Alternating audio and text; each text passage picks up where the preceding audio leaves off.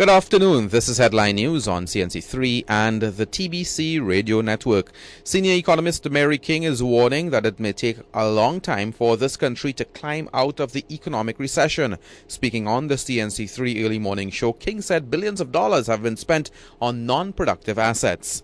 We have spent a lot of money on buildings which are not productive assets, whereas Dubai has spent their money on building assets to create wealth. That is the basic difference, and that is a major difference. A senior official of the Inter-American Institute for Cooperation on Agriculture, Greg Rowland, says regional countries must boost food production to reduce its high food import bill and to reduce its dependence on imported food. The issue of technology and research came to the fore. It was recognized that unless we really focus on developing new systems of production, appropriate systems of production, competitive systems of production, we will not be able to actually boost that production that we are seeking to boost. He was addressing an open day function hosted by the Caribbean Agricultural Research and Development Institute. The Commission of Inquiry into the construction sector has resumed with the Cleaver Heights housing project now in focus. Attorney for the JCC Alvin Fitzpatrick has argued that there is no need for an inquiry into Cleaver Heights, but not so, says Professor John Uff, the chairman of the inquiry.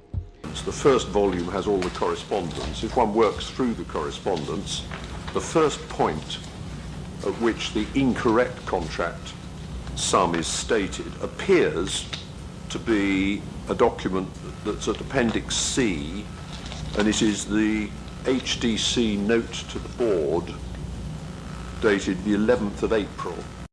The television coverage of the inquiry has been plagued by audio and video problems on the first day of its resumption.